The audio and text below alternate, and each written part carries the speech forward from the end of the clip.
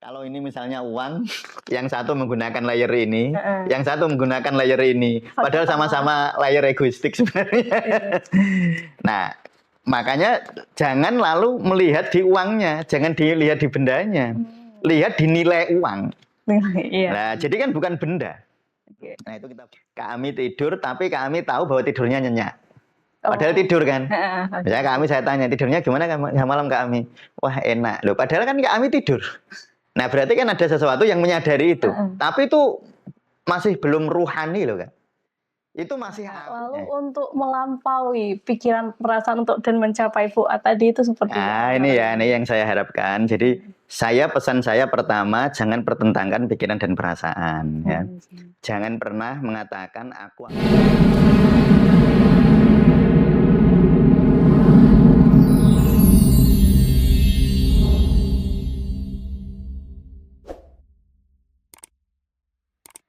Assalamualaikum warahmatullahi wabarakatuh. Waalaikumsalam warahmatullahi wabarakatuh. Halo sahabat Tasawuf Indonesia, kita berjumpa lagi di channel YouTube Tasawuf Indonesia. Ya. Oke, untuk hari ini kita akan membahas sesuatu yang sangat krusial tentang bagaimana sih ketika kita menghadapi suatu masalah, terus kita sering mendengar bahwa kita harus mengutamakan logika, ada juga yang bilang kita harus mengutamakan hati kita.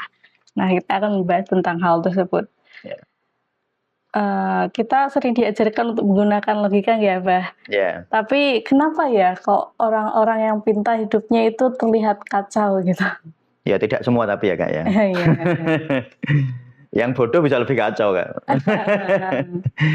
Ya, jadi di podcast kali ini kita akan membahas sesuatu yang sering dipertentangkan ya antara otak dan hati. Sebenarnya itu ini saya ingin dulu Kak, membuat petanya biar jelas dulu ya. Jadi kalau di dalam tasawuf ada istilah kolbu ya. Kolbu itu pikiran dan perasaan. Jadi sebenarnya otak sama hati itu satu. Kalau dalam tasawuf ya. Jadi di dalam tasawuf itu otak dan kolbu itu sebenarnya ya otak dan hati itu kolbu itu kan.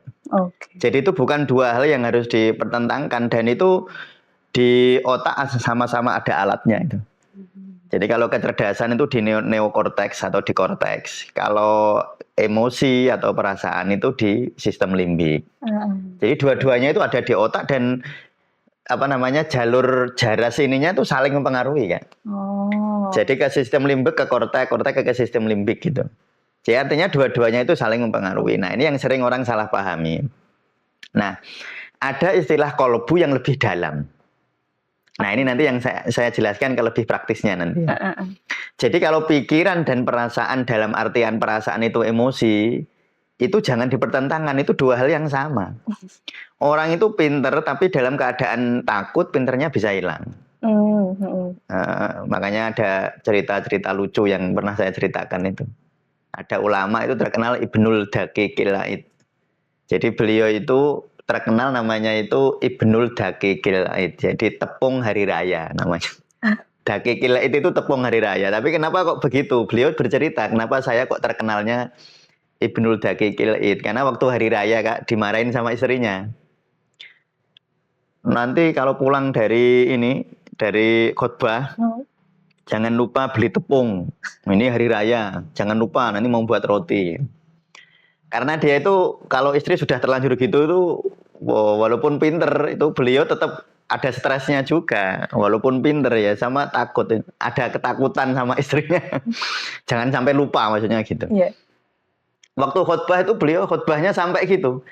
Hadirin wal hadirat rahimakumullah. Jangan lupa nanti beli tepung karena ini hari raya. Itu waktu khotbah. Karena dimarahin istri tadi. Nah, maksud saya itu begini. Kadang-kadang orang atau seringkali orang itu walaupun pinter, tapi ketika emosinya terganggu, pinternya hilang. Nah, nggak muncul gitu. Atau sebaliknya, orang ketika logikanya keliru, emosinya keliru nggak? Iya kan? Ya, itu logika keliru bisa emosinya keliru. Misalnya ya ini gampangnya gini. Saya beli sesuatu di warung. Uang saya 100.000 harusnya kembali. Misalnya harus susuk atau kembali 30.000. Terus saya ngitungnya keliru. Loh kok kembalinya kok 20.000, padahal saya ngitungnya yang salah. Kan kesalahan itu membuat saya marah kan. Iya. Jadi orang salah logika itu bisa salah emosi bisa salah logika gitu loh kan. Oh, reversible gitu. Reversible dan ya kesalingan istilahnya. Reversible itu maksudnya kesalingan ya. Jadi saling mempengaruhi. Jadi dua hal yang saling mempengaruhi. Jangan ini lalu dipertentangkan gitu. Jadi dalam hal otak dan hati atau apa namanya pikiran dan perasaan dalam makna emosi itu dua hal yang nggak bisa dipertentangkan karena saling mempengaruhi. Nah sehingga tadi kami tanya, ada orang pinter hidupnya kacau, itu orang pinter yang emosinya kacau. Ya, repot lagi orang bodoh emosinya kacau, ya, itu repot lagi. Dua-duanya kacau. Nah, jadi saya harap teman-teman untuk tidak memaknai apa namanya mempertentangkan antara otak dan hati, mempertentangkan antara pikiran dan perasaan, jangan dipertentangkan. Nanti keliru, sudah keliru dari awal itu. Itu satu kok buat pertentangkan. Nanti malah kita bingung. Oh ini saya harus coba ya Kak, coba sekarang teman-teman boleh pejamkan mata, coba nanya ke diri. Saya harus mendahulukan logika apa mendahulukan perasaan? Nah yang nanya itu siapa coba? Ya kan? Kan berarti itu ada tiga kan? Iya, jadi ada pikiran, ada perasaan, lalu ada yang nanya. Nah itu nanti jadi bingung nanti. Berlayer-layer gitu. Nanti layernya itu berlapis-lapis gitu. Nah yang dimaksud, nah ini ada nasihat di dalam kesufian yang sangat terkenal, istafti kolbak.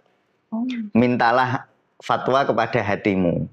Ya, itu maksudnya bukan hati dalam artian pikiran dan perasaan, itu maksudnya kesadaran yang lebih dalam, enggak? Nah, jadi kalau dalam artian pikiran dan perasaan itu psikologis itu. Jadi dalam psikis, dalam psikologi, pikiran sama perasaan itu di layer yang sama. Dan mereka itu sebenarnya satu hal. Pikiran menghasilkan perasaan, perasaan menghasilkan pikiran gitu ya. Seperti tadi tak contohin. Kalau orang tenang, pikirannya, wah jadi pinter nggak? Jadi belajar itu enak. Coba kami lagi marah, lagi jengkel. Suruh belajar memahami satu artikel aja ya kesulitan, lagi marah. Atau kami kalau lagi tenang, memahami satu artikel atau dua artikel, tiga artikel nggak masalah. Karena tenang hatinya. Atau kami menggunakan logikanya. Misalnya ini contoh, kayak ini kan ada skolastik tau nggak? Ada, nah, kan ada orang itu misalnya ini kan pakai logika kan? Dan tauhid itu sering juga dipandu oleh logika. Misalnya gini, orang itu pada akhirnya mati juga, ya enggak? Ya, itu kan logika Kak. Itu kalau nggak logika kan nggak bisa kan? Ya karena datanya 100%. Orang dulu yang pernah hidup mati semua, meninggal semua. Nah, datanya 100% itu. Makanya logika lalu menyimpulkan semua orang mati. Nah, lalu kesimpulan ini kan terus akan menimbulkan emosi tertentu kan. Jadi tenang kita. Oh, hidup itu nek seneng ya ada akhirnya, kalau susah ya ada akhirnya. Makanya kematian itu menghentikan seneng susah Kak. Ya, jadi kalau orang seneng nggak usah sombong, nggak usah euforia.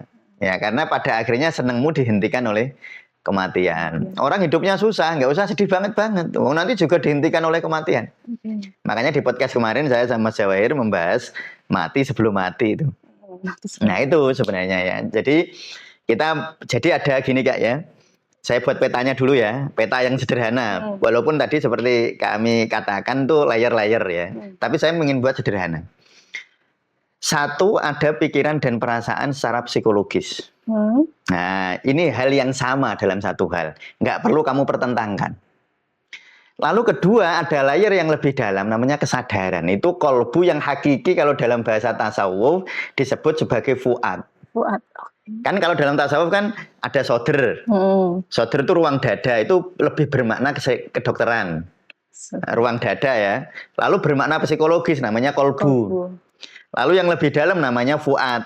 Lebih dalam namanya lub atau sir. Nah, itu kan lapisannya gitu kan Kak ya. Nah, teman-teman sering terjebaknya itu di sini Kak. Yang tadi Kak Amin nanya misalnya orang pinter kok sering kacau itu. Itu sebenarnya itu sedang di layer ini, belum masuk ke fuad ya. Belum masuk ke kesadaran yang lebih dalam gitu. Nah, teman-teman sering terjebaknya kalau wah kan sering dengerin nasihat kan, istafti kolbak. bertanyalah kepada hatimu. Yang dimaksud hati di situ perasaan dalam artian emosi. Wah, itu kacau. Oke. Itu keliru besar. Nah, ini keliru besarnya di situ nggak? Jadi jangan bertanya itu pada perasaan dalam artian emosimu. Wong Sayyidina Ali itu dawuh, jangan mengambil keputusan saat kamu labil emosi, saat kamu marah, saat kamu sedih. Yo, jangan. Lo malah misalnya gini contoh ya. Ini yang orang sering keliru kan. Misalnya ini yang sering keliru ada si mbak atau laki-laki atau mbak-mbak mau menikah. Lalu menggunakan dalil tadi, istafti kolbak. Nggak mau pakai logika. Wah, ini saya nuruti aja hatiku, aku seneng sama dia kok. Padahal seneng di situ, seneng yang egoistik yang berada di dalam ranahnya psikologis tadi. Nah, itu jadi keliru nanti. Yang ditanya itu istafti kolbak itu bukan itu. Bukan kolbak yang dalam artian psikologis, tetapi kolbu dalam artian fuad. Atau bahkan lub. Harusnya di situ, jangan yang di sini. Nah, ini yang sering terjadi perdebatan ya. Saya kan belasan atau bahkan puluhan tahun dimintai nasihat untuk hal-hal semacam itu ya. Jadi ada mbak-mbak mau nikah, orang tuanya nggak setuju. Karena menurut mbak, saya harus ngikutin perasaan saya. Saya senangnya sama dia. Tapi orang tuanya kan pakai logika. Kalau kamu sama dia ya nyun sewu ini saya tidak menghakimi itu keliru atau salah ya. Misalnya orang tuanya melihat dia belum lulus kuliah, dia belum bekerja, nah, kan macam-macam ya. Dia itu anaknya ini dan lain sebagainya. Nah, orang tuanya cenderung logis, tapi yang lakoni cenderung emosional. Ini dua-duanya keliru. Bukan dua-duanya bisa keliru, dua-duanya bisa benar. Nah, dua-duanya benar itu. Nah, yang kita minta fatwa bukan perasaanmu tentang emosi rasa cintamu yang dalam artian psikologis itu. Enggak Bu, enggak mah, aku senangnya sama dia.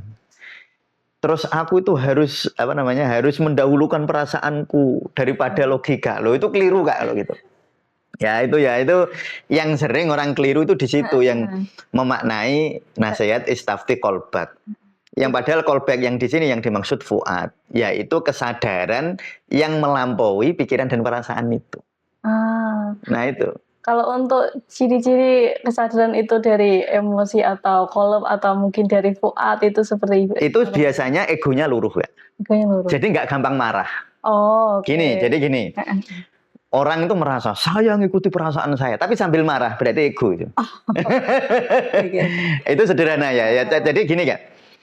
Kalau ruangnya masih di kolbu dalam artian psikologis, itu adalah ruang egoistik. Sehingga cirinya ketika orang terlalu pekat di situ, berarti biasanya egonya pekat juga.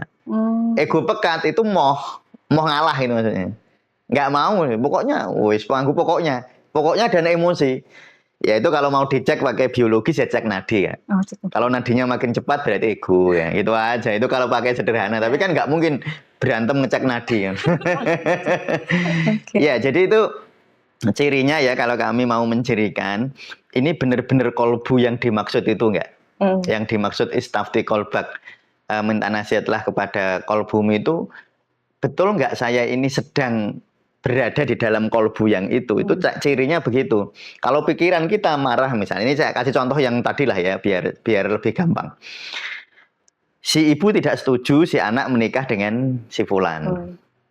Lalu si fulan ini dia saya menikah ini berdasarkan kolbu saya, berdasarkan hati saya senangnya sama dia.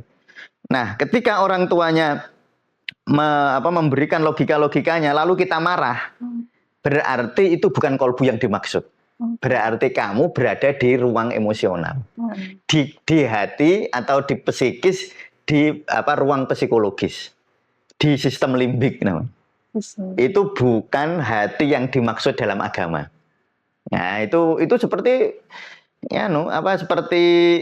kolbu dan hati, kolbu atau pikiran dan perasaan itu seperti mata uang gitu ya. Seperti mata uang gitu. Ya, di sini sama di sini itu dua mata uang yang dalam satu mata uang yang sama.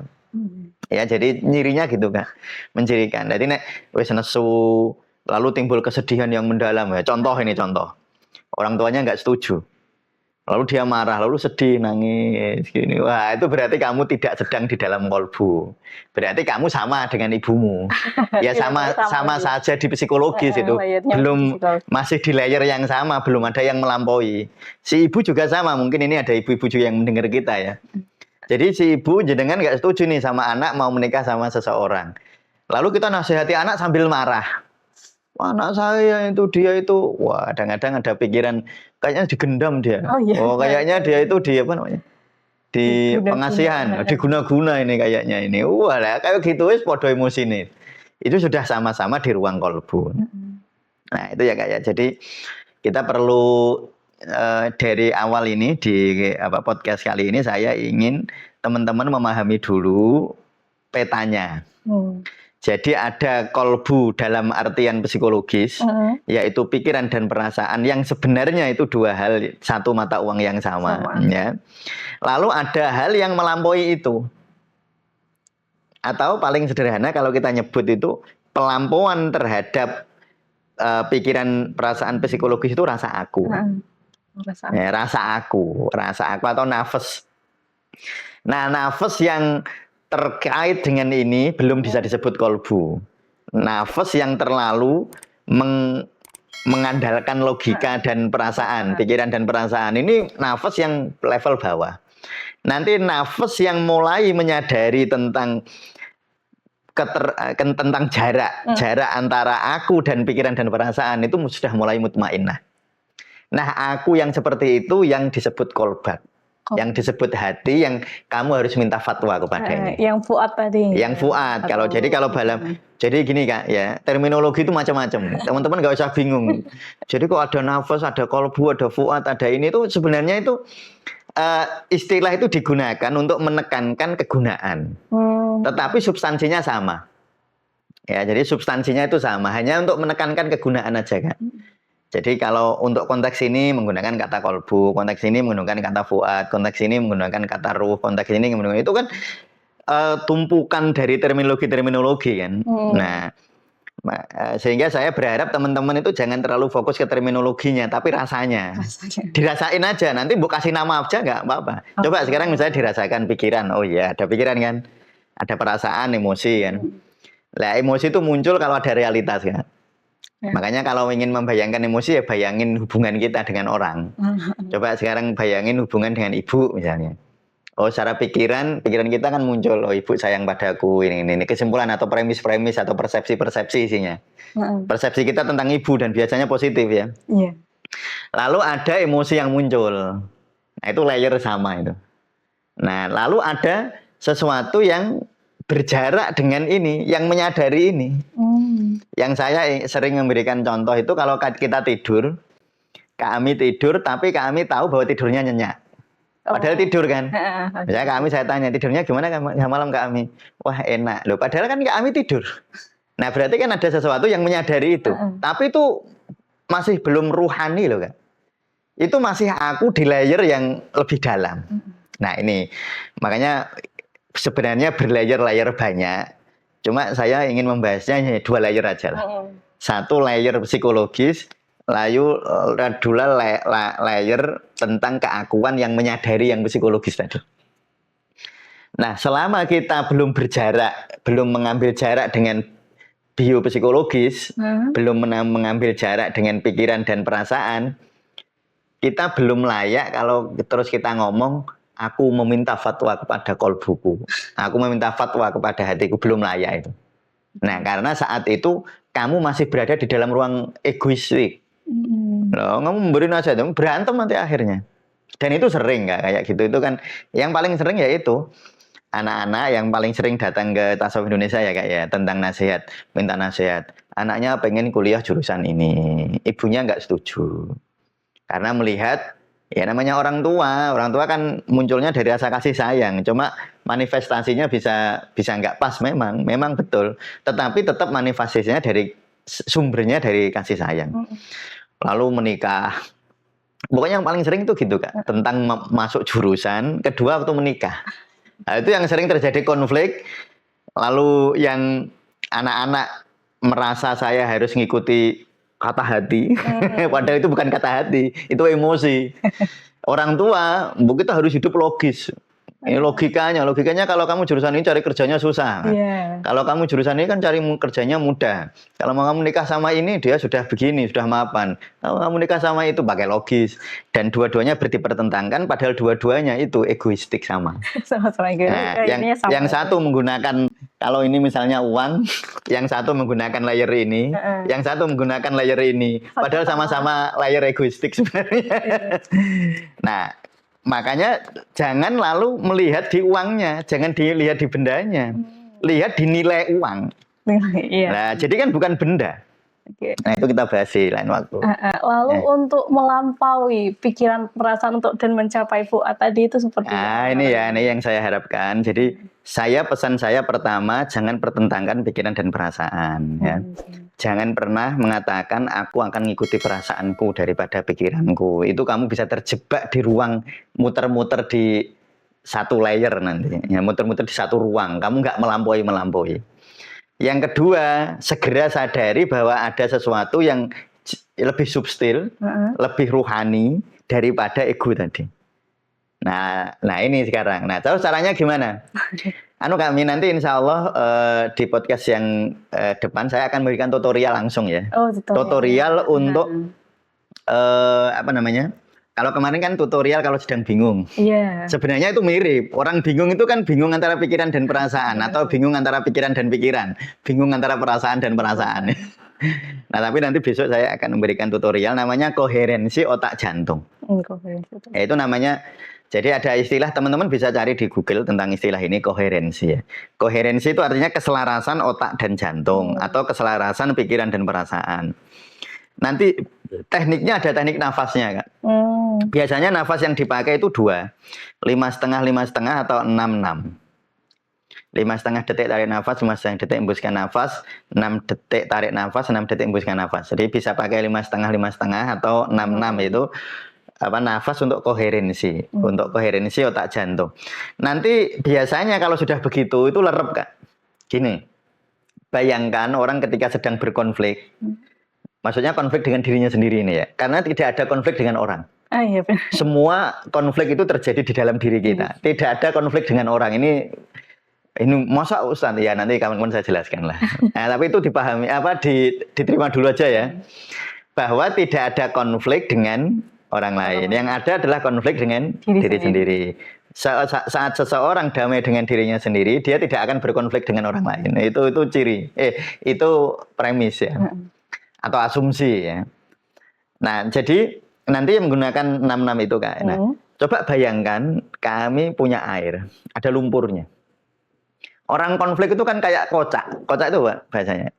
Kayak inilah, terjadi kekacauan lah ya di air itu. Lumpurnya naik ya kan.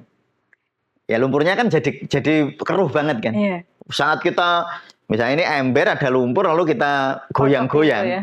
Maka lumpurnya akan mengotori, akan membuat itu keruh. Ya. Nah, keruh. Nah, nafas itu akan membuat kekeruhan itu nanti mengendap. Nah, jadi nanti kekeruhan itu mengendap. Jadi lebih bening nanti.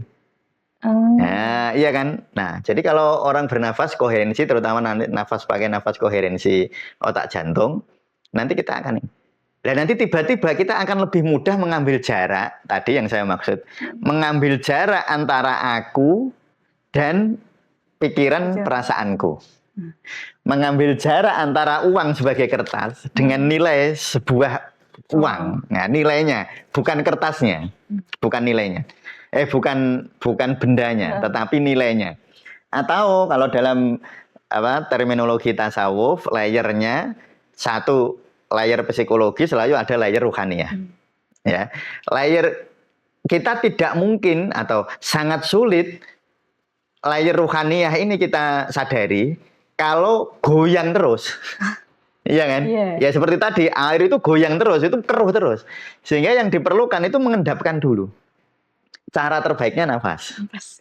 Itu ya cara terbaik, cara paling efektif, cara paling efisien, paling murah, paling gampang. Pokoknya semua kriteria ada di situ. Walaupun saya tidak mengatakan semua orang akan bisa melakukan. Ya, karena kan banyak testimoni tanya ke saya. Ada beberapa orang yang kesulitan. Ya, memang betul.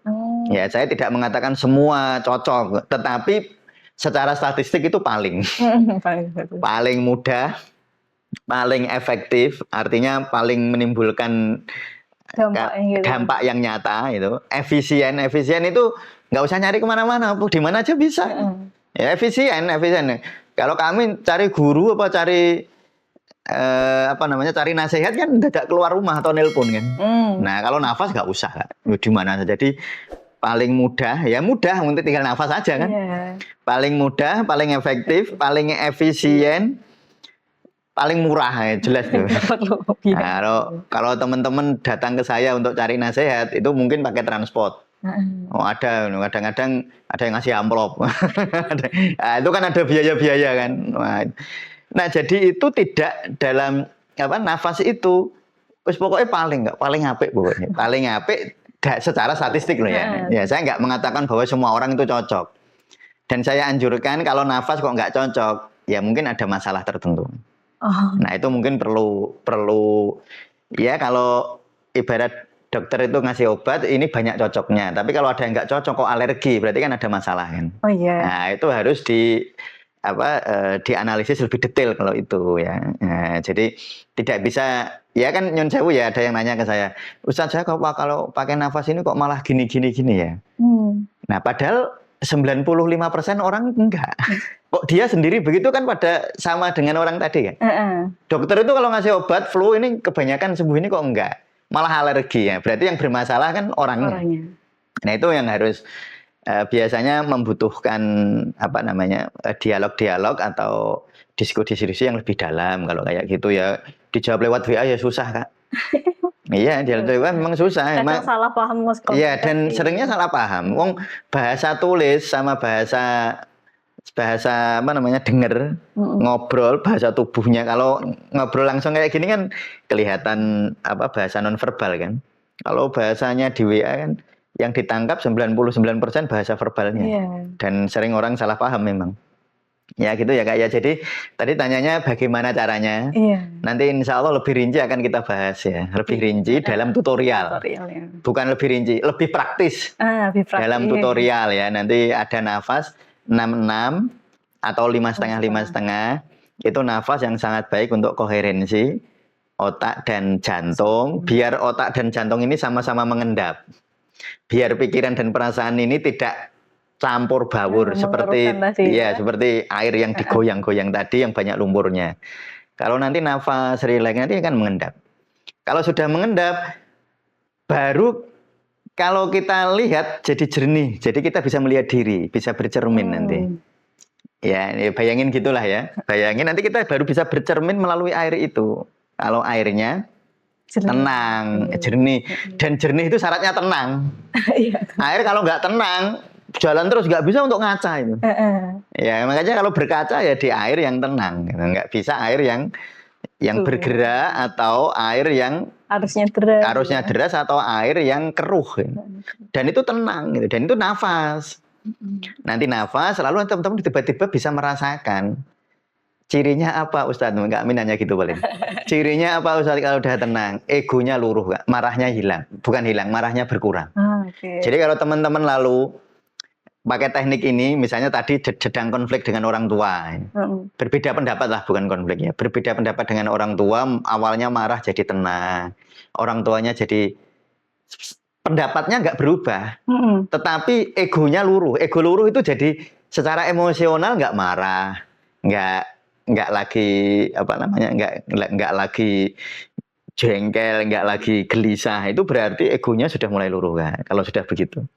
Ya kalau secara psikologis, kalau secara biologis cek nadi, lebih hebat lagi dicek HRV, heart rate variability, itu lebih bagus lagi.